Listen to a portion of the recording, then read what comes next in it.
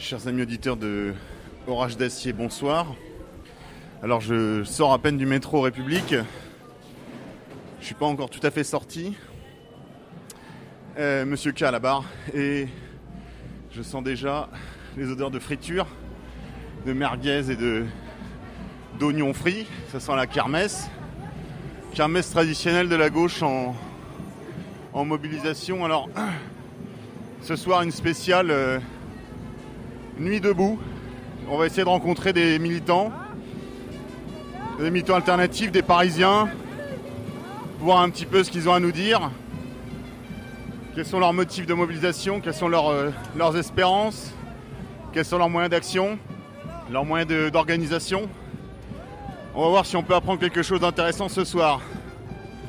Pour l'instant, ce que je vois plutôt, c'est quand même la présence importante de canettes de bière sur les stands.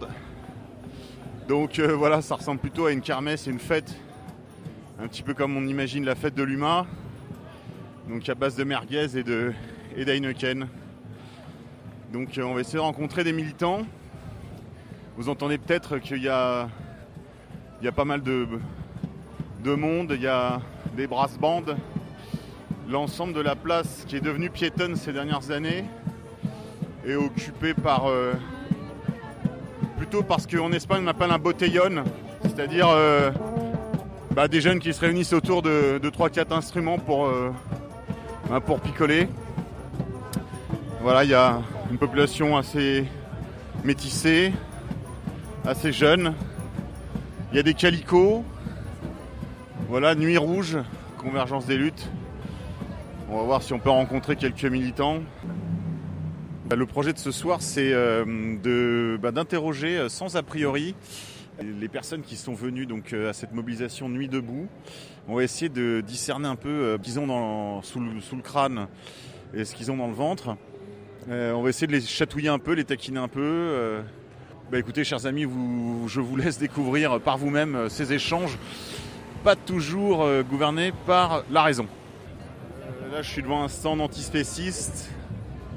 Je ne sais pas trop si quelqu'un voudra bien me répondre.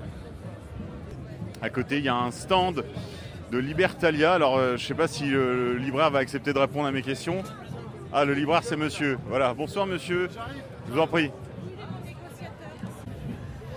Alors, sur la table de la librairie, apparemment, ça va être une maison d'édition, donc Libertalia. On va vous trouver des titres aussi différents que La Révolte Ludite, Amérique au pluriel anarchiste, ou encore un intéressant ouvrage sur le MIL, donc qui est le mouvement ibérique de libération, qui essaie de reprendre un petit peu le bilan des expériences de Catalogne dans les années 1936-1937 et de les poursuivre au cœur des années 80. Il me semble que c'était un groupe qui avait été plus ou moins mêlé, enfin en tout cas accusé d'être mêlé aux opérations d'action directe en France. Enfin bon, en tout cas c'est intéressant. On y trouve également des BD de Tardy, des trucs un peu plus mainstream, un peu plus populaires, ainsi que des revues. Alors je vais les citer un petit peu en vrac. La Mauvaise Herbe, Notre École, ça a été une revue pédagogique. Également une revue alors là qu'on trouve en kiosque, ça s'appelle CQFD. Et puis différents ouvrages qui sont vraiment maison. Je pense que c'est soit des rééditions, soit des ouvrages originaux. Alors pour donner quelques titres. La force du collectif, entretien avec Charles Pirget, réseau citoyen résistant. On trouve également un livre de Sébastien Fontenelle contre Philippe Val, même pas drôle, Philippe Val de Charlie Hebdo à Sarkozy, ça va être intéressant. De Pierre Thévagnan, Dévoilement, du hijab à la burqa, les dessous d'une obsession française. Voilà, donc on est loin de l'islamo-paranoïa, de certains milieux de la gauche radicale. Et puis évidemment des tracts de la CNT plus classiques. On va essayer d'interroger le libraire pour lui demander un petit peu quel est le projet. Alors je réponds à qui d'abord? Alors c'est un projet en fait qu'on a initié avec la mobilisation en fait, de la loi El Khomri. Donc on ne sait pas trop où ça va aller en fait. Mais je voulais juste vous poser des questions un peu simples sur la maison d'édition plutôt. Si vous pouviez nous dire un petit peu quel est le projet de votre maison et puis comment est-ce qu'elle s'inscrit dans cette mobilisation contre la loi El Khomri. Ok, en combien de temps? Vous avez, il n'y a pas de format, on y va. En 30 secondes, en 1 minute? Non, vous avez le temps, je vous en prie. C'est une maison d'édition libertaire qu'on a créée et constituée en 2007. On venait du monde de la musique et du militantisme libertaire.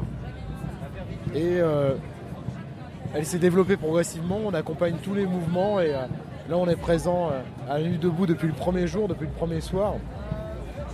Et on a de très bons retours de tous les gens qui viennent ici, qui négocient les bouquins avec nous, qui les lisent, qui reviennent. Donc on est content d'être là parce qu'on a le sentiment de faire un travail d'éducation populaire. Est-ce que, là vous êtes là depuis le début, vous l'avez dit, est-ce que vous trouvez qu'il y a eu un changement dans l'ambiance, je dirais, de la Nuit debout depuis les premiers jours par rapport à la couverture médiatique? Est-ce que ça a modifié la population, l'ambiance Là je reviens du concert de La Canaille, j'ai passé un très très bon moment à chanter Ni Dieu ni Maître et Vive la Commune au pied de la statue de la République. Donc oui, il y a des choses qui ont changé indéniablement. Il y a une manif ce soir devant chez Manuel Valls. Il y a de plus en plus de monde. C'est un mouvement qui grandit sereinement, joyeusement. Tout ça sous état d'urgence. Donc c'est un véritable succès, une véritable réussite. Je ne sais pas où ça va. Mais dans tous les cas, le quotidien est joyeux et mérite d'être vécu pleinement. Et qu'est-ce que vous dites à ceux qui essaient de trouver toujours des parallèles avec l'Espagne et la Grèce, en particulier avec Podemos? Est-ce que c'est un peu les indignés espagnols en France avec un peu de retard ou c'est autre chose? On assiste à autre chose? Il y a peut-être un lien avec les pensées altermondialistes de David Graeber ou John Holloway, mais et puis il y a le symbole de l'occupation d'une place, mais c'est quelque chose d'assez nouveau, assez inédit, et qu'on n'arrive pas à définir politiquement encore, alors qu'on est tous de vieux militants ici. Enfin, parmi les gens qui sont là depuis le début. Je sais pas où on va, je sais juste que ça valait la peine d'être vécu. Voilà. Et que ça redonne du baume au cœur et de l'espoir, et que c'est aussi une superbe école de conscientisation politique, d'apprentissage d'une citoyenneté engagée dans un Paris policé, militarisé, et qui là se libère. Et je trouve joyeux le moment. Voilà. Est-ce que si c'est un quartier qui est très gentrifié, est-ce que les gens du quartier viennent ou est-ce que vous sentez quand même une césure avec la mobilisation? Je sens aucune césure, il y a du monde à toute heure, du jour et de la nuit. Et une dernière question sur le mode d'organisation. Est-ce que vous êtes satisfait, je dirais, de l'auto-organisation du mouvement, vous qui êtes libertaire, ou est-ce que vous trouvez que ça laisse à désirer, qu'il y a encore beaucoup de bureaucrates, d'organisation bureaucratique? Il n'y a pas du tout de bureaucrates dans l'auto-organisation de ce mouvement. C'est un mouvement qui se construit sur le principe du volontariat, avec beaucoup de personnes qui s'investissent. Et ça fonctionne très bien pour l'instant, véritablement. Alors ça, c'est inédit. C'est pas un mouvement récupéré non plus. Nous qui sommes de vieux militants politiques, enfin quand je dis vieux militants politiques, ça veut dire qu'on a 20 ou 25 ans de militantisme derrière nous parce qu'on a commencé très jeune. On constate que ce qui se passe ici n'est pas récupéré, à son identité propre.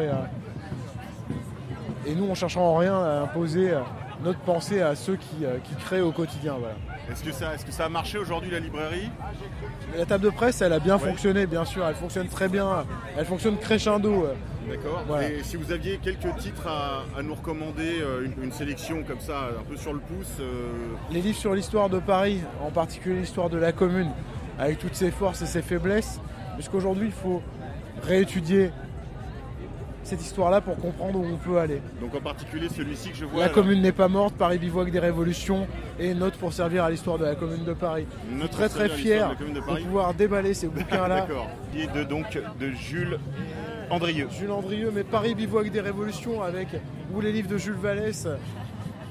Je trouve vraiment à la fois symboliquement fort et porteur d'espoir de convoquer des auteurs du passé ou des historiens contemporains qui analysent ce qui s'est passé à Paris avec ses forces et ses faiblesses. Et nous, on représente, oui, cette part du Paris populaire, insurgé, rebelle, qui veut construire des lendemains qui chantent. Voilà. Pour quelle heure est-ce que vous attendez l'arrivée de la police? Aucune idée. Merci à la maison Libertalia.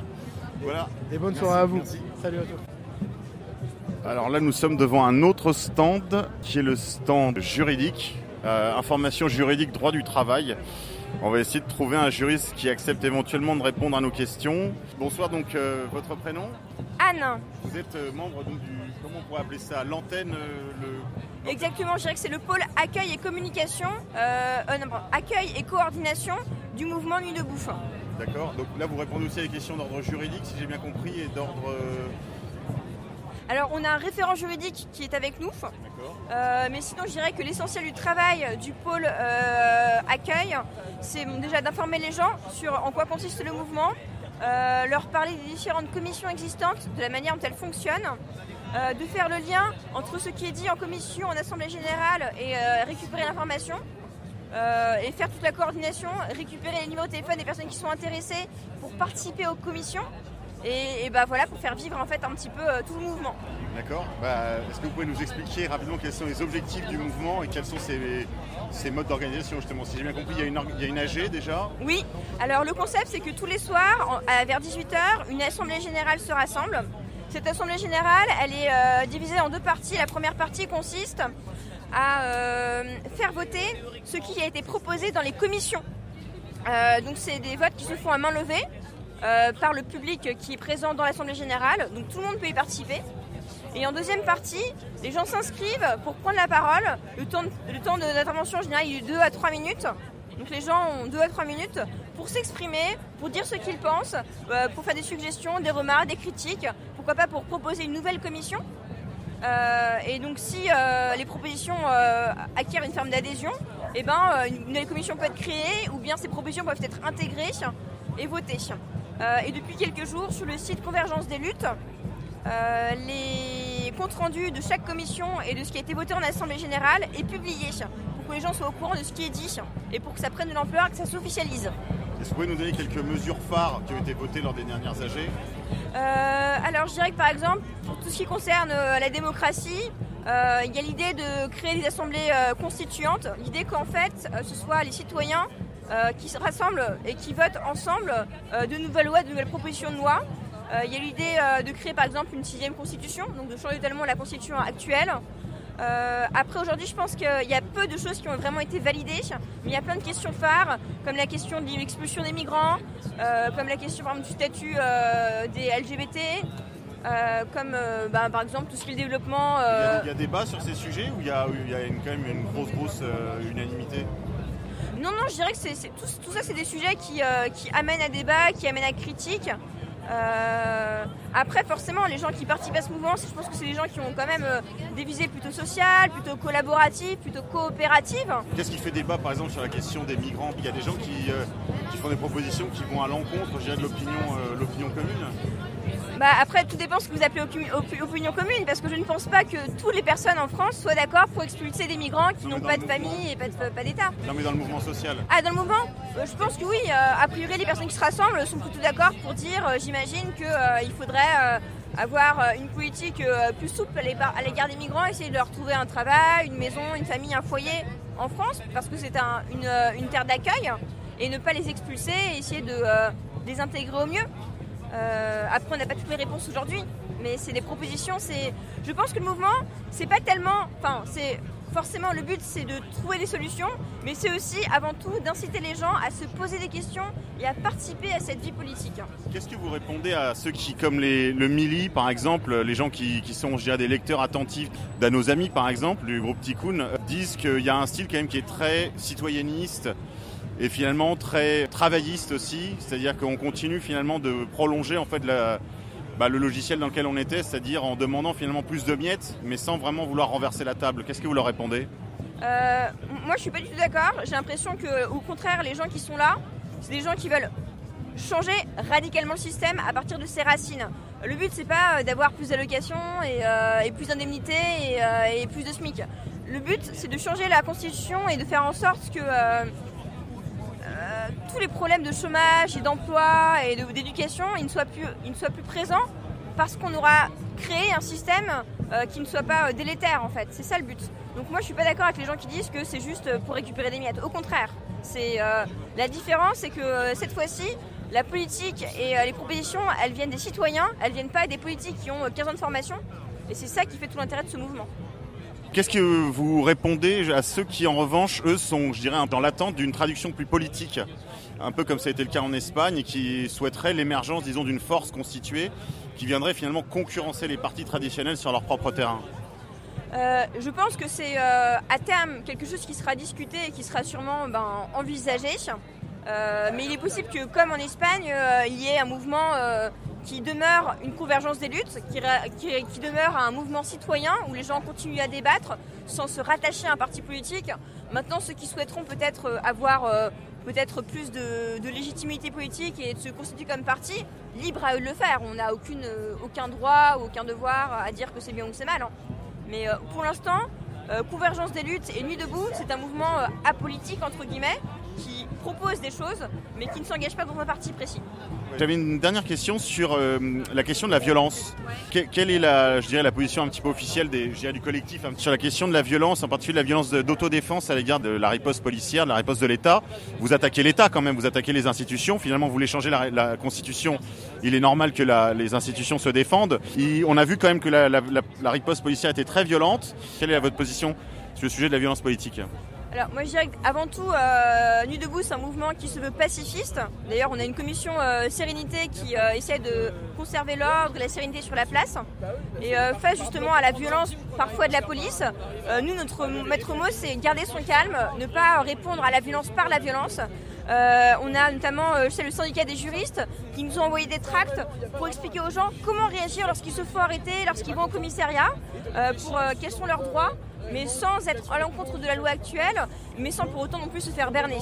Donc nous, notre leitmotiv, c'est essayer avec la loi actuelle, entre guillemets, au mieux pouvoir transmettre notre message. Par exemple, ce soir, a priori, il est prévu qu'on garde nos tentes et qu'on reste sur place.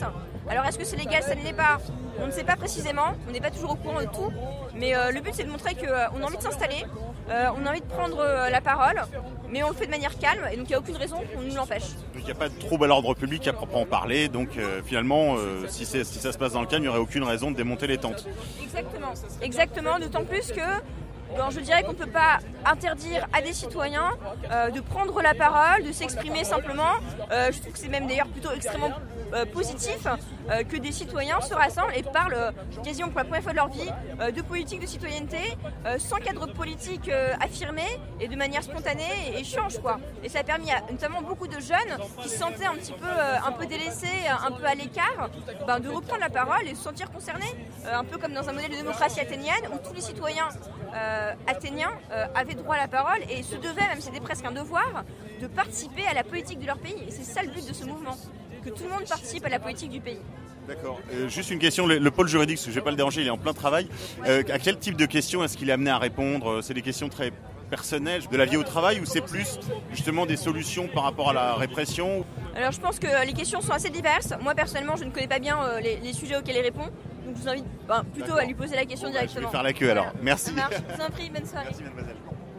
Je crois que j'ai trouvé des collègues journalistes. Moi je suis journaliste amateur, alors ça compte pas. Et moi aussi. Nous aussi. Ah bon voilà, donc on est entre amateurs, donc si vous permettez, pourquoi pas. Ça arrive jamais dans les médias mainstream, alors je vais vous poser des questions comme si vous étiez un usager de Nuit debout, je sais pas comment on peut dire. Vous êtes deux, je vais vous demander juste de dire vos prénoms. Manu. Et Vincent. J'arrive, je vous en prie, aussi, je t'en prie. Merci à moi. On va faire une interview croisée. Oui, j'aime bien l'idée. Tant qu'à faire. Alors messieurs, qu'est-ce qu'on peut attendre d'une mobilisation comme celle de Nuit debout? Manu? Sans doute pas plus que pas grand-chose, mais c'est déjà important de faire ça, de réfléchir entre nous, entre soi, de se parler. L'important c'est d'échanger. De se sentir moins seul. Je pense que c'est le seul truc. C'est que, comme j'ai dit souvent du communisme, qui est un truc qui m'a idéologiquement m'a peut-être à un moment flatté, à un moment me donné envie, mais c'est que maintenant en fait c'est important que ce soit là pour que juste tu aies le droit de penser. Tu aies le droit de penser et de te dire que tout n'est pas fatalité, tout n'est pas autrement, et donc du coup voilà. Je pense que c'est des endroits où on a le droit de parler. Et simplement ça, déjà, ça devient un luxe. Et pas se sentir con. Écoutez, on est arrivé tout à l'heure pour faire comme vous, enregistrer. Et la première intervention que j'ai entendue, c'était un truc simple. Est-ce que simplement on pourrait pas se dire qu'on a le droit au manger, au logement, juste, c'est tout. Et trouver une solution. Et rien de plus. En gros, il n'a pas étayé pendant des heures et c'était pas un intellectuel, c'était juste du bon sens, enfin son bon sens. Vous êtes arrivé au moment de l'AG ? Enfin non, on est arrivé bien trop tard parce que on avait un très bon chili con carne à bouffer et ça c'est quand même super important. J'ai vu qu'il y a quand même une ambiance assez festive. Bon, c'est évidemment sympa de se retrouver, justement de sortir de sa solitude comme tu disais, mais est-ce que justement il n'y a pas le risque de tomber un peu dans la fête, je sais pas comment dire. Un monsieur espagnol nous a dit il y a 2 minutes qu'il n'y avait pas de raison de ne pas utiliser le marketing non plus. Les autres l'utilisent. J'ai trouvé que son propos avait du sens, hein. On lui a posé exactement la même question. Et pourquoi pas ? Pourquoi on ne pourrait pas être intelligent et faire la fête en même temps en fait ? Même si je comprends ton inquiétude, mais... On peut donner un peu du C'est pas une discussion privée. Ah c'est totalement privé et doublement enregistré. C'est très important monsieur. Il faut qu'il reste des traces. Dans l'ordre de la mobilisation, vous avez été là dans les premiers soirs ou c'est... Non, pas du tout, c'est même mon premier soir. D'accord, moi aussi. Nous sommes des feignants. Moi aussi, et justement je voulais savoir pour ceux qui étaient venus ici le premier soir, mais j'ai demandé ça à la librairie, à la maison d'édition, si ça avait changé. Parce que forcément quand il y a de la couverture médiatique, il y a plus de monde, il y a forcément des gens moins rapides. C'est pas étiolé la couverture médiatique pour le coup. Je crois que le Parisien a fait une couverture ce matin quand même. Hein. Ah ouais. Donc, oui, donc je me suis dit que quelque part ça allait faire venir du monde, j'avais pas tort. Parce que la place n'est pas noire de monde, mais enfin c'est quand même mais pas du mal. coup tu sais pas comparer Non, je peux pas comparer, mais je compare à d'autres manifs, c'est vrai qu'il y a un peu plus de monde qu'à d'autres occasions. Alors ça me fait rire aussi parce que... Moi j'ai déjà le fond de ma pensée, c'est qu'en fait on est samedi soir et qu'il faut être un peu terre à terre. C'est que travaille pas demain, c'est plus facile, enfin... Il y a une forme de confort aussi. Il y a ça aussi. Je pense que c'est une réalité. C'est sûr. Après, il y a une chose qui moi m'amuse, c'est le fait que la mairie de Paris ait décidé de faire de cette place finalement une place entièrement piétonne. Ce qui n'était pas le cas avant, elle était dévolue à la circulation automobile et donc ils ne peuvent pas se plaindre maintenant qu'on l'occupe puisque c'est eux qui ont décidé de la rendre piétonne. Je pense qu'Anne est super contente, elle a créé un lieu, enfin cette place était immonde et c'est devenu le lieu de toutes les contestations ou des hommages, enfin je pense que c'est plutôt une réussite pour le coup, urbaine, d'urbanisme. Quelque part elle laissera peut-être son nom dans Paris pour avoir rendu ce service aux mobilisations en général. Voilà. Est-ce que c'était son intention ? Je suis pas sûr. J'ai un doute. Mais c'est pas grave. J'ai un doute. Est-ce que vous pensez que c'est sérieux, franchement ? Est-ce que vous pensez que c'est sérieux ? Moi, je pense que oui. Je pense que beaucoup de gens... Pas grand-chose ne veut pas dire que c'est pas sérieux. Je ne veux pas dire dans le sens où c'est pas le monde qui est ici qui me fait penser que c'est pas sérieux. Pour moi, il faut qu'il y ait des objectifs. Il faut qu'il y ait une finalité. Moi, aujourd'hui, c'est la première fois que je viens. Je suis venu par curiosité. Je partage la majorité des opinions qu'ils ont ici, mais je veux dire, je vois pas de but final. Il y a tellement d'avis divergents, il y a tellement d'avis différents. C'est bien, c'est une richesse. Mais est-ce que ça va aboutir à quelque chose ? Parce que quand on demande les logements pour tout le monde, moi je veux bien. Mais avec la loi El Khomri, c'est quoi le rapport ? C'est quoi le rapport ? On a dépassé la loi El Khomri là. On a dépassé. Là, j'entends des gens qui veulent faire tomber le gouvernement. Ok, pourquoi pas, allons-y. Mais il faut une organisation. Dans quel objectif ? Quoi derrière ? C'est pour qu'on se retrouve comme les révolutions arabes ? Non, c'est pas la peine. C'est pas la peine. Si c'est pour qu'on se retrouve avec des gens qui en profitent pour casser alentour, dévaliser les magasins et compagnie, plus tard encore prendre les armes, autre chose, on voit ce qui se passe dans le monde. Aujourd'hui, il y a des gens qui attendent que ça. Créer des émeutes, prendre les pavés, mai 68, tout le monde en rêve. Mais est-ce que c'est la solution ? Pas sûr. Toi, tu as été déçu par le résultat, on va dire, le bilan à 2 ans après les révolutions arabes, tu as été déçu par le résultat ? Très déçu. Après, moi, oui, moi, je suis originaire du Maghreb, donc je suis de très près, ça m'intéresse. Mais je me dis que, par exemple, en Tunisie, c'est l'exemple le plus réussi, alors que c'est catastrophique ce qui se passe là-bas. Au niveau économique, niveau social, le pouvoir de Ben Ali, c'est lui qui revient là en ce moment. Vous regardez en détail tous les noms des personnes qui prennent le directeur de cabinet des ministères, etc., c'est les mêmes qu'avant. Rien n'a changé dans le fond. Après, sous la forme, oui, nous, ça nous plaît de dire oui, la Tunisie, c'est un beau exemple, parce qu'en vérité, on ne veut pas dire que c'est raté, parce qu'on a tous rêvé que ces pays-là changent, parce que ça nous arrange. Si ces pays-là changent, il y a moins d'immigration en France, il y a moins de misère en Afrique, il y a moins d'immigration en France. Donc tout le monde est content. Que ce soit au Moyen-Orient, en Afrique, tout le monde est content. Mais ce que ça a donné en Syrie, par exemple. Bachar al-Assad, dès le début, nous disait « Attention, vous soutenez ces mecs-là, mais un jour, ils vont se retourner contre vous. » Et les Kouachi pour Charlie Hebdo, les Abrini, tout ça, sont tous passés par la Syrie, où ils avaient tous le projet d'être en Syrie, où ils étaient tous en contact avec des mecs qui étaient en Syrie. Donc, quelque part, à la base, il ne fallait pas non plus se jeter, courir derrière les révolutions pour éliminer certaines personnes qu'on ne voulait plus voir. Bachar Assad, on ne veut plus le voir pour des raisons X et Y, c'est de la géopolitique, j'ai pas envie de rentrer là-dedans. Kadhafi, pareil, ils ont des opinions qui n'arrangent pas forcément les Occidentaux, donc on voulait les éliminer. Mais en les éliminant, il fallait donner des moyens. Moi, je suis d'accord pour la démocratie dans ce pays-là. Mais il fallait donner des moyens au peuple, derrière, de mettre en place quelque chose de solide. Mais qui Oui, mais ici, Qui fallait, par exemple. Moi, je vous dis, au lieu d'envoyer des sacs remplis d'armes à ces mecs-là, pour qu'ils s'entretuent, c'est pas une solution. Il fallait aider. Moi, je suis un peu les médias arabophones. Il y a des mecs qui sont très pacifistes, comme la plupart ici, et qui ont des vraies solutions d'assemblée constituante, qui travaillent sur des vraies constitutions libres, qui garantissent une certaine démocratie. Après, ce ne sera pas la même démocratie qu'en France. Il faut pas se leurrer. La démocratie dans les pays arabes ou dans les pays du Moyen-Orient ne sera pas. Il faut qu'ils inventent leur propre système. Ils ont une autre culture, ils ont une autre manière de penser, ils ont une autre religion. est-ce que la religion doit faire partie de la démocratie? Dans ces pays-là, elle fera partie. Moi, je suis musulman, je l'assume entièrement. Sur la voie publique, je suis très laïque. Chez moi, je fais ce que je veux, mais sur la voie publique, je suis laïque. Donc, qu'il y ait un juif à côté de moi, un catholique, on est tous français avant d'être ce qu'on est en privé. Mais dans ces pays-là, non, ça ne se passera pas comme ça. Ça ne se passera pas comme ça. Dans ces pays-là, il y a une religion qui est dominante. C'est pas, en fait, la religion dans ces pays-là, c'est même pas, ça dépasse le cadre du privé. C'est carrément une sorte de comment on appelle ça, collectif. Voilà, c'est une civilisation. Ça régit la vie du réveil le matin jusqu'à ce qu'ils se mettent en dessous de la couverture la nuit. C'est comme ça. Pour revenir un petit peu à ce qui nous réunit ce soir, tu as un petit côté un peu fataliste. En gros, c'est où est-ce que ça va? Non, du tout. C'est pas fataliste. Au Maghreb et partout, enfin dans beaucoup de pays. Moi, par exemple, je vais plus prendre l'exemple de ce qui se passe en Grèce, en Espagne, que ce qui se passe au Maghreb. Parce que nous, on est des Européens, donc on doit regarder ce qui se passe autour de nous en Europe, avant de regarder ce qui se passe au Maghreb. Après, ce qui est malheureux, c'est que même en Grèce, par exemple, il y a un pouvoir qui est arrivé en place. L'Union Européenne, elle a réussi à ce qu'il change complètement. Il a changé de veste. Il avait une petite veste comme vous. Maintenant, il est en costard-cravate. Une belle veste quand même. Oui, bah oui. Tu parles de Syriza, en gros le fait que Syriza s'est entièrement retourné dans un sens de la politique de rigueur. Même en Espagne, en Italie. En Italie, par exemple, ils ont mis un clown. Personne ne le prend au sérieux. Mais il faut voir les personnes qui sont derrière lui.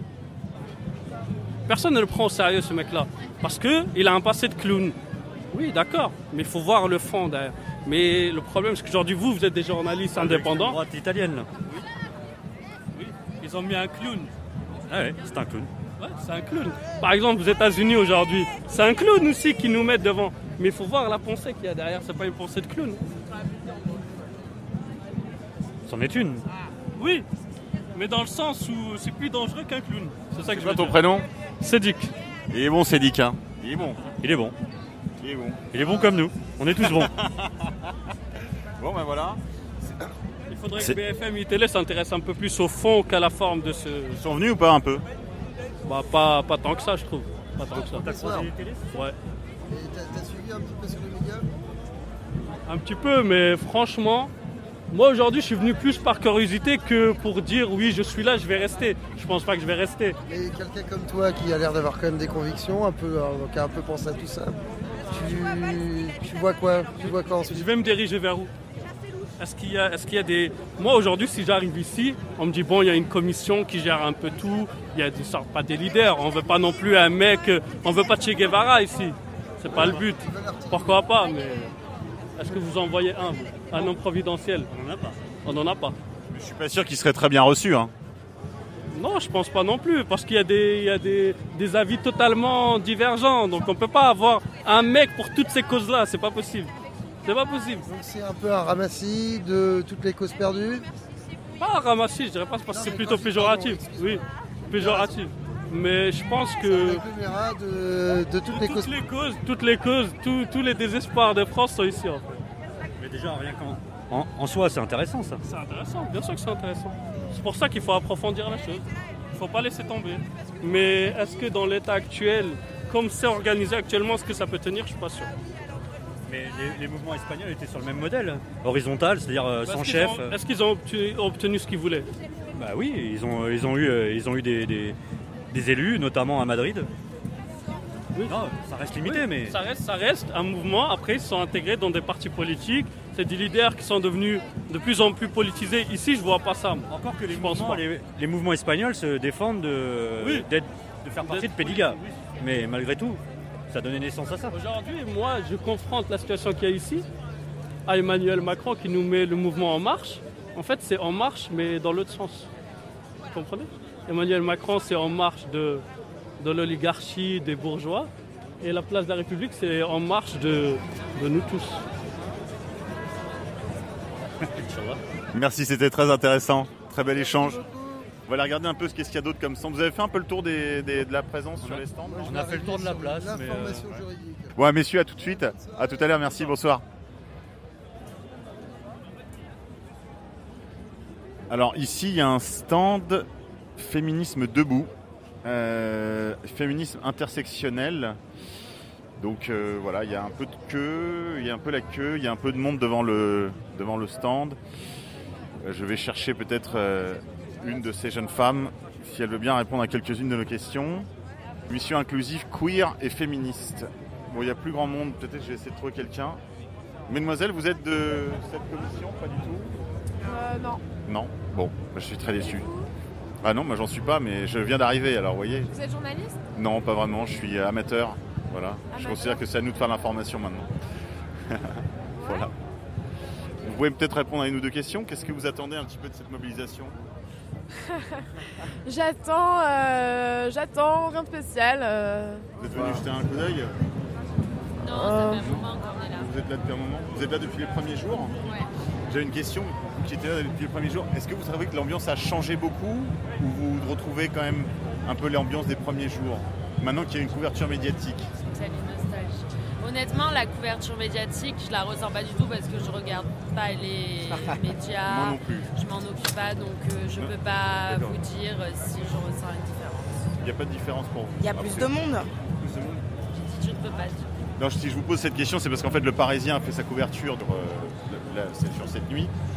C'est pour ça que voilà, je voulais savoir si ça avait eu un impact. Voilà, vous qui étiez là les premiers jours, moi je peux pas savoir, j'étais pas là. Non, c'est les réseaux sociaux. C'est juste devenu plus global et du coup il y a plus de choses aussi qui s'installent comme un système D, on va dire, mais Justement, en matière d'organisation, c'est très horizontal ou il y a quand même. Si c'est très horizontal, on sent qu'il y a la relève. Il y a tout le temps de la relève. Ouais, chacun fait ce qu'il veut, quoi. Chacun amène son petit truc. D'accord. On Ça verra. fonctionne. Ça fonctionne jusqu'alors. Très bien. Écoutez, merci beaucoup. Merci à vous. Bonsoir. merci Jean. Voilà, donc des gens assis à même le sol qui forment des petits cercles. Il y a également ici un pôle sérénité. Alors si j'ai bien compris ce que me disait la jeune femme de l'accueil tout à l'heure, il s'agit du pôle qui s'occupe de questions de santé et sécurité. Alors ils ont intitulé ça Sérénité.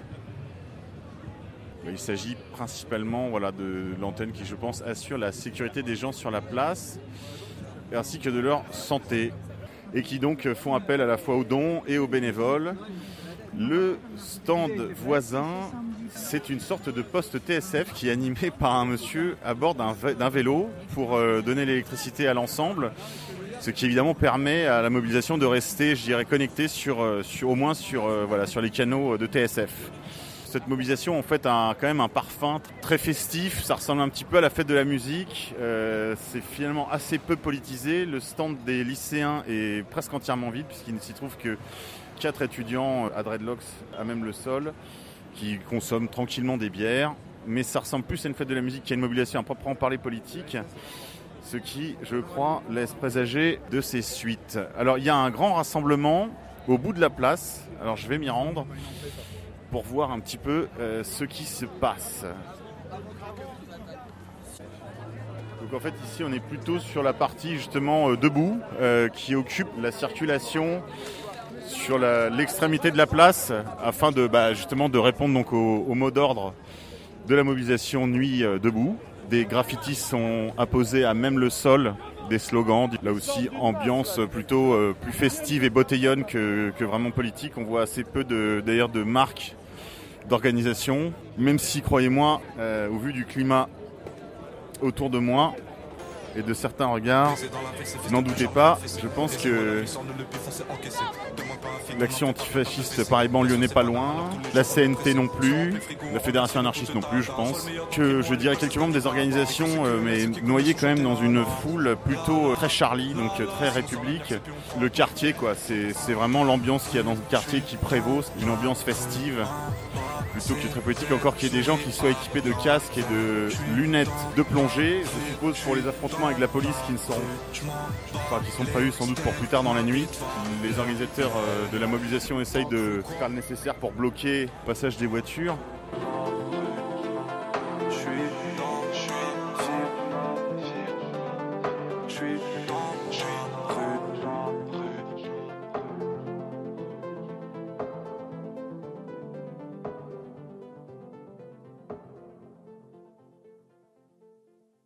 Je crois que j'ai reconnu une star du web, mais on va lui poser une ou deux questions.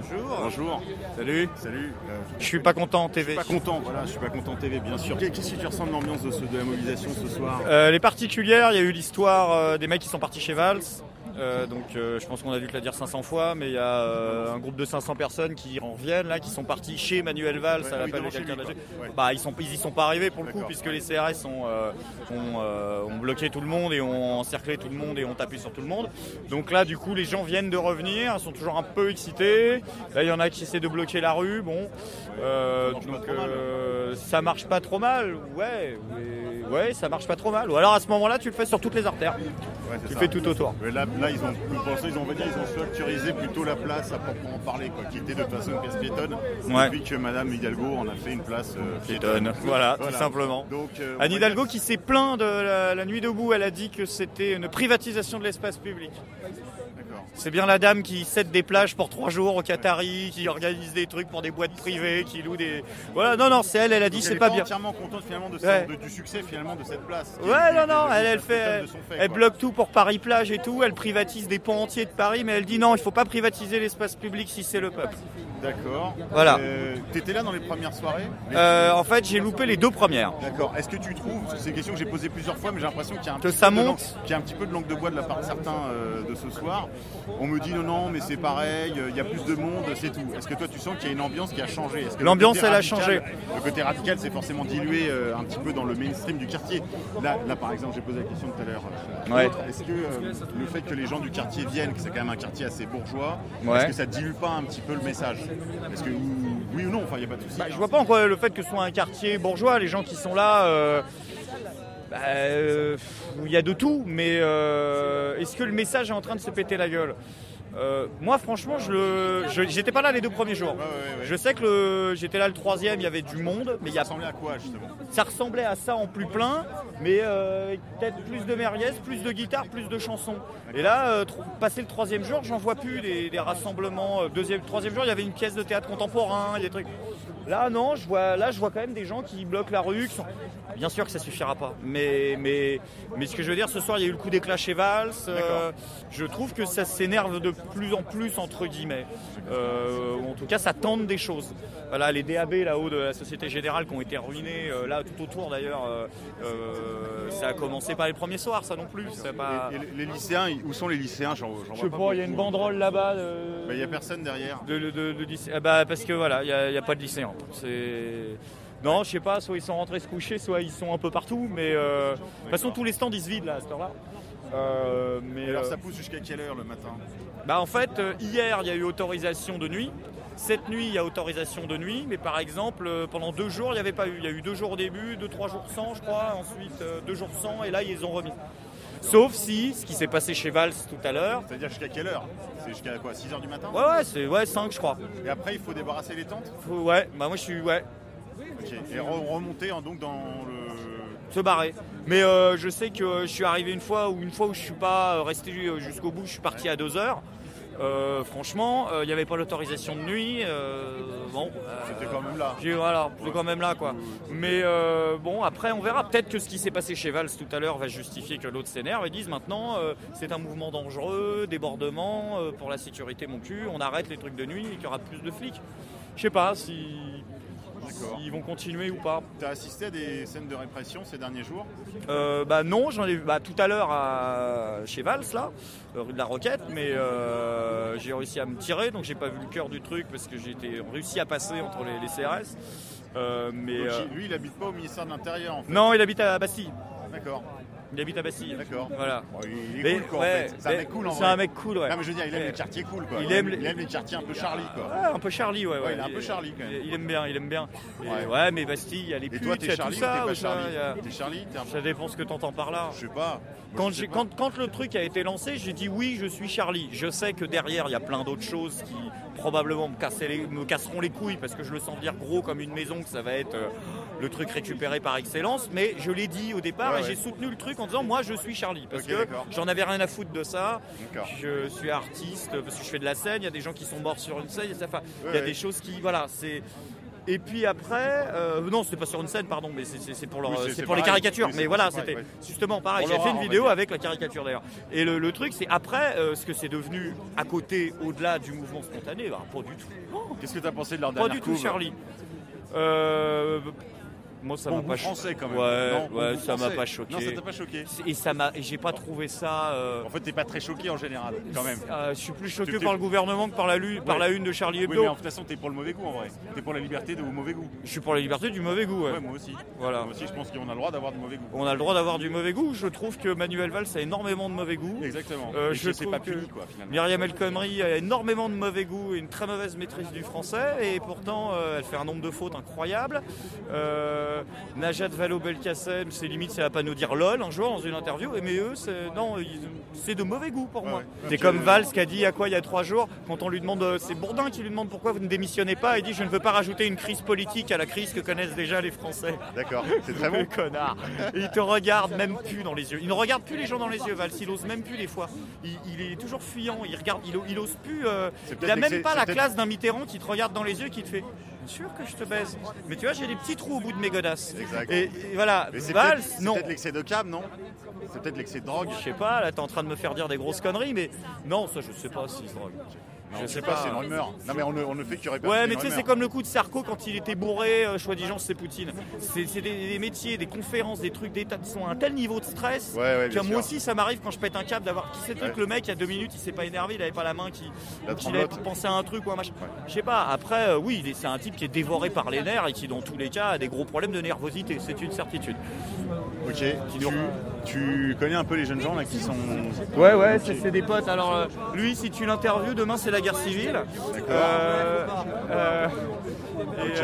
Justement, moi je voudrais savoir, il y a des gens ici qui ont lu un peu, parce que moi j'ai lu ça plutôt autour du MILI, mouvement interlutte indépendant, qui lisent l'insurrection qui vient, qui lisent À nos amis, qui est un bouquin vachement intéressant, que le gouvernement lit lui avec beaucoup d'attention, parce que Alain Boer, du temps de l'opération Tarnac, avait distribué carrément des exemplaires de l'insurrection qui vient un peu partout dans les ministères. D'accord. Donc eux ils lisent ça avec vachement d'attention. Je voulais savoir si c'est des choses que les gens ici lisent ou pas du tout. Non, tu crois pas? D'accord. Donc, non, je crois que là, les gens, il y a 2 stands de bouquins qui tentent un peu près de machin, mais les gens sont plus attirés vers le stand de sandwich merguez. Non, on n'est pas dans un. Donc pour toi, c'est plus sandwich merguez que quand même que l'insurrection qui vient, quoi. Oui. L'insurrection qui vient mais va avoir un peu de retard. Je vais te dire un truc. C'est même pas de la faute des mecs qui sont là. Je vais te dire pourquoi. Même si tu prends les mecs que je peux pas saquer, tu prends BHL, tu prends Cohn-Bendit, tu prends ces mecs-là.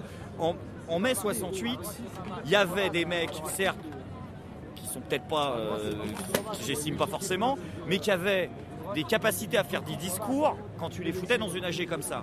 même si ça part pas dans un sens que tu estimes bien ou pas. Ouais. Là, il y a quoi? J'ai rien entendu. Ah oui. J'ai rien entendu. Il y a eu quelques personnes rares, mais il n'y a pas de. Ouais, il y a des mecs qui circulent pour dire c'est pas bien, on va faire ça. Quel est l'objectif Le monsieur qui était là et qui lui qui a 60 ans et je crois 30 ans de lutte des classes derrière lui, qui a vu vraiment les voltigeurs arriver et rafler des enfants de 3 ans à la matraque, voilà. Donc il a de la vraie manif et lui dit c'est mignon. Mais déjà vous n'avez pas la base parce que vous n'avez pas un slogan clair et une cohérence de groupe. Voilà, il y a pas de slogan. Si, c'est quoi? C'est le retrait de la loi El Khomri. Mais tous les gens te le disent parce qu'en fait dans les manifs d'aujourd'hui, on est tellement dans un truc généralisé que les gens ne sont plus là pour ça. C'est comme quand tu as eu le mariage pour tous. Il y a beaucoup de gens qui sont descendus, c'était pas contre le mariage pour tous. C'est comme quand tu as eu le CPE à l'époque même. Les gens n'étaient pas descendus que contre ça. Et c'est vrai. Les manifestants ont dit ouais, vous méprisez comme si on n'avait pas de cause. Non, c'est vrai, les gens étaient venus là parce qu'ils en avaient ras le cul, parce qu'on avait annulé un référendum, parce que on partait en guerre à l'autre bout du monde. Là, il y a le thème qui revient de plus en plus, par exemple dans les prises de parole, c'est les guerres. C'est les guerres au Syrie, les guerres au Mali, tout ça. Ouais, mais justement, beaucoup de gens qui sont aujourd'hui ici ce soir ont soutenu quand même l'intervention française contre Bachar el-Assad au début. Sous la pulsion d'ailleurs de Libération. Et oui, mais je l'ai vu ça. Je l'ai dit à la télé debout d'ailleurs que c'était un des rares trucs positifs que je retiens. J'ai entendu de plus en plus de discours avec 6 mois de retard. Et j'ai entendu un mec prendre la parole et dire aujourd'hui la France dans le monde, la Syrie par exemple, qui est une intervention militaire extérieure, une agression étrangère qui n'a rien à voir avec un mouvement de révolution. J'ai vu les mecs dire ça, les types l'applaudir, ils font le geste d'Ardisson, tu sais, avec les mains. Le truc de promo. C'est le geste de promo d'Ardisson. Ouais, c'est comment ça s'appelle? C'est nous sommes des chiffons là. Ils font les petites marionnettes. T'es une marionnette, c'est parfait. Et donc tu le dis toi-même. C'est une autre question, parce que toi tu connais un peu la manif pour tous, parce que t'es pas complètement con. Est-ce que tu trouves pas que il y a le parallèle qu'a fait Gaël Brustier en comparant la nuit debout? C'est un chercheur en sciences politiques sur LCP, il a bossé une chaîne que t'as pas de toute façon, parce que t'as pas le câble. J'ai pas la télé déjà. Voilà, t'as pas la télé, voilà, moi non plus. Il a dit sur LCP que oui, il a comparé la nuit debout au veilleur. C'est un peu ça quand même. Ça ressemble un petit peu. Ouais. Avec un style un peu plus punk, un peu plus post-punk. Ouais. Et il n'y a pas de frites pour les merguez aussi. C'est ça. Ouais. C'est mal foutu. Non, c'est ça. C'est pas. Et puis par rapport aux manifs de droite, la manif de gauche est quand même vachement plus sale. C'est vrai. Comparé à la. Non, je n'ai pas entendu, je regardais le feu. Non, oui, parce qu'ils ont mis le feu visiblement à des poubelles donc au centre de la rue pour essayer sans doute de faire fondre le bitume et rendre la rue. C'est des poubelles capitalistes. Voilà, c'est pas des poubelles équitables. Mais c'est pas des poubelles équitables, exactement. C'est une poubelle capitaliste, elle a piqué ton argent. Messieurs, vous lisez un peu l'insurrection qui vient, tout ça, vous s'en fout complètement, vous n'êtes pas là-dedans? Je l'ai lu, j'étais plus jeune, il y a les premiers Tikkun qui... Tikkun, mais là tu parles de la jeune fille, tout ça. Non mais là l'insurrection qui vient, c'est moins vieux, ça. C'est repris sur les mêmes bases. Bon là, je vois que j'ai affaire à des insiders, des mecs qui connaissent un peu des vrais undergrounders. C'était il y a longtemps et entre-temps, on a eu des périodes. Moi j'ai eu des périodes en tout cas beaucoup moins militantes en tout cas sur ce sujet-là. Et alors vous pensez qu'elle va avoir un peu de retard l'insurrection ou elle arrive là? Est-ce qu'elle va pas un peu... Après ça va dépendre de ce qui va être proposé dans les prochaines AG parce que là en fait ce qu'il va falloir... Parce que là on propose de se battre contre la loi El Khomri, de se battre comme ça, mais il va falloir quand même qu'on commence à proposer des commissions, pas que actions, mais des commissions de réflexion politique sur dire nous on va prendre telle décision sur telle loi, on va prendre tel machin et considérer que c'est des actes de loi, c'est des actes populaires qui vont à l'encontre de ce que le gouvernement décide de faire et ça, tout ce que le gouvernement décidera de faire, nous on repropose une loi derrière en disant c'est celle-ci qui doit être appliquée actuellement. Vous aviez voté pour François Hollande? Le vote est secret, vous n'êtes pas obligé de me répondre. Je pourrais dire oui, j'ai voté pour François Hollande, on l'a fait parce que moi j'y croyais pas particulièrement à François Hollande, mais effectivement se retaper 5 ans de sarkozysme, politiquement c'était très très chaud, très tendu. Après, vous aviez finalement pas avoir voté Ségolène Royal finalement. Non, Ségolène Royal. Non, Ségolène Royal, je m'en fous. François Hollande. Non, mais vous avez eu Sarkozy parce que finalement il fallait faire passer Ségo quoi. Non, mais non, ouais, non. Vous alors. n'avez pas été gagné par Ségolène. C'est même pas le fait que d'être gagné par. Mais là, en même temps, ce qui est bien, c'est que finalement, François Hollande est élu Et finalement, ça réveille les consciences en se disant bon, le Parti socialiste en fait ne représente pas plus que ça que le sarkozysme. Et qu'il faut chercher d'autres alternatives à cette alternative qu'on dit droite, gauche, c'est la gauche du capital, du PS. Voilà, c'est vraiment là, voilà, faut attaquer les bases de notre système et c'est pas. Est-ce qu'il ne faudrait pas sortir justement de ce truc gauche, de la gauche, puisque comme le dit souvent Michéa, la gauche, celle qui a fait tirer dans la commune quand même. Ouais, c'est un mec de gauche qui a fait fusiller la commune. Oui, mais alors après, c'est chacun aussi à sa représentation aussi idéologique de ce qu'on peut être de la gauche, de la droite. Par exemple, Marine Le Pen dira qu'elle est de droite, et puis Juppé dira qu'il est de droite, mais que Marine Le Pen, elle n'est pas de droite, quoi. Donc, et que Marine Le Pen dira, voilà. Après, chacun a son petit bagage politique en disant, nous, on représente nos vraies valeurs, les vraies valeurs de gauche. Après, c'est effectivement, moi, je pense que le mouvement actuel est vraiment de gauche. Il est vraiment de gauche actuellement, ce qui est en train de se passer. C'est quoi vraiment... les marqueurs de gauche? Les marqueurs de gauche. Pour moi, les marqueurs de gauche, c'est les représentations, on va dire. C'est considérer qu'il y a des systèmes d'exploitation et des systèmes d'oppression, et que on doit à chaque fois se lutter contre. Et avec une volonté populaire, quoi. Ça soit pas juste quelqu'un qui soit guidé par cette idée, mais que ça soit régi par plein de gens qui considèrent que ça c'est une oppression, ça c'est une exploitation, ça c'est une oppression.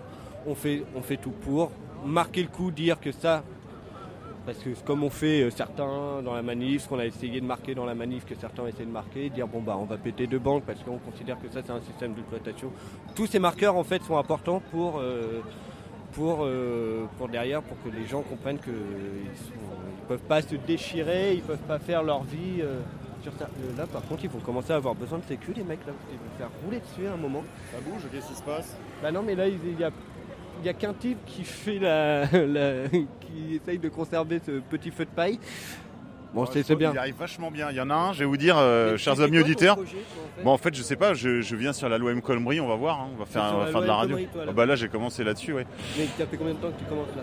C'est mon premier soir. C'est ton premier soir? Oui, si c'est ton premier soir, tu dois combattre. D'accord. Oui. Demain, il se passe quoi? Demain, c'est dimanche.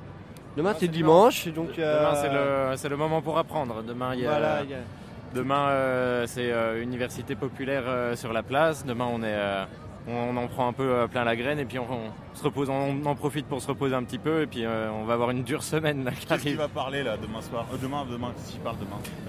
Alors, à ma connaissance, il y a Friot, Bernard Friot, qui va parler de... qui va faire le truc sur le salaire à vie. Oui, mais attends, il y a un autre, mais je me suis... C'est quoi, pardon, lui? C'est Europe Écologie Les Verts? Non, Friot, alors je pense que c'est un vieux militant communiste sur le salaire à vie, sur les projets alternatifs. Sur le travail aussi. Sur la valeur c'est le travail. Vous ne trouvez pas que la mobilisation est partie quand même sur un truc très travailliste justement? Parce que se battre pour le code du travail, c'est un peu... c'est un peu comme quand les cathos se battaient pour le code civil. C'est le point de départ. Il y a pas une contradiction là. Moi, je pense qu'il y a ça, c'est une victoire nécessaire en fait pour le mouvement. C'est ce qui l'a un peu fait naître. C'est le prétexte. Et quand est-ce qu'on commence à parler du droit à la paresse alors? Demain, on en parle. À mon avis, demain, ça va clairement être évoqué. C'est le travail au sens large. Qu'est-ce que ça représente? Comment on peut s'intégrer là-dedans?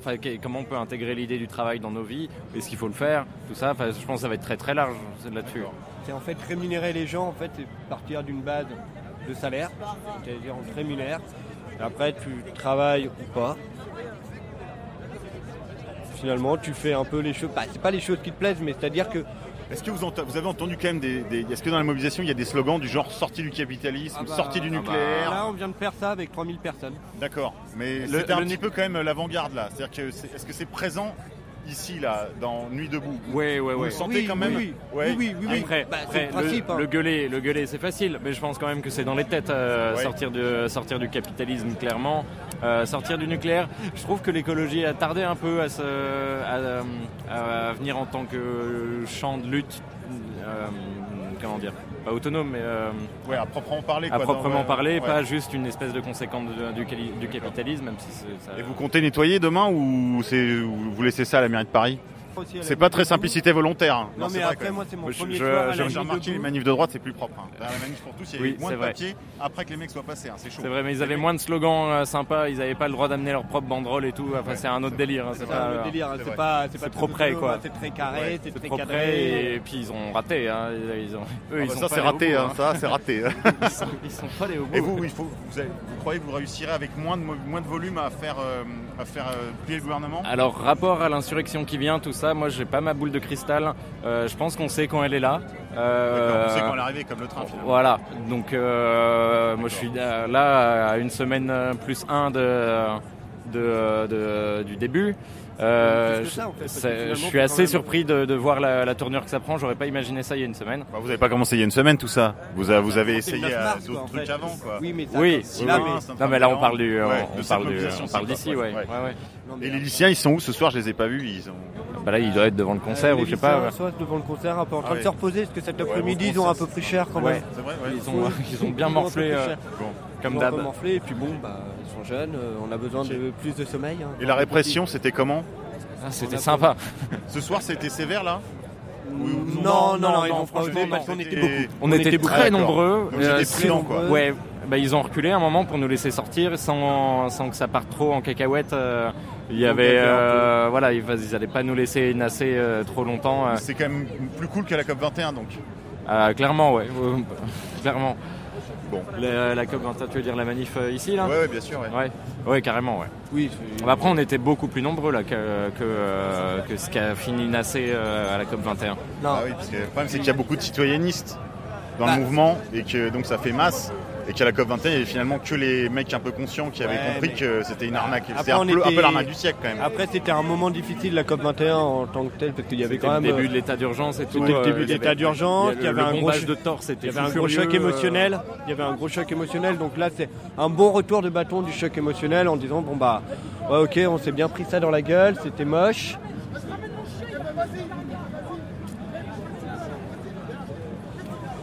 Donc il y a quand même, je vois, alors c'est la première fois que j'en vois je vois un bureaucrate avec un brassard. C'est le premier que je vois, alors je sais pas quelle organisation.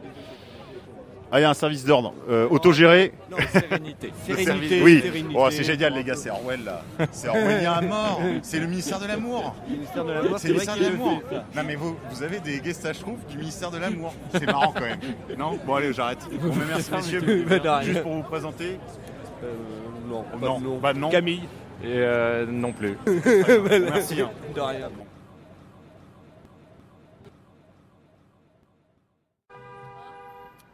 Voilà, donc c'était la spéciale Nuit debout. Si par hasard, quelques personnes que j'avais croisées ce soir, avec qui j'avais échangé, venaient à se reconnaître comme ayant été interviewés dans du journalisme d'embuscade par un média d'extrême droite, s'ils veulent, ou fasciste, ou je sais pas quoi, qu'ils se rassurent, je n'ai à aucun moment menti dans mes échanges avec eux, si ce n'est sur la nature du média pour lequel je travaille qui préexiste à ce soir. À la plupart d'entre eux, j'ai dit que c'était un projet qui venait de naître. Je me suis présenté sous mon vrai prénom. Et j'ai été pris en photo par certains d'entre eux, donc ils n'auront aucune difficulté évidemment à me remettre lors des prochaines mobilisations qui ne manqueront pas d'arriver. Donc si je vous ai menti sur ce point, je m'en excuse, mais je sais que vous êtes suffisamment sectaire pour refuser de vous entretenir avec quelqu'un comme moi dans d'autres circonstances. Mais donc je le répète et je suis absolument disposé même à m'en expliquer de visu.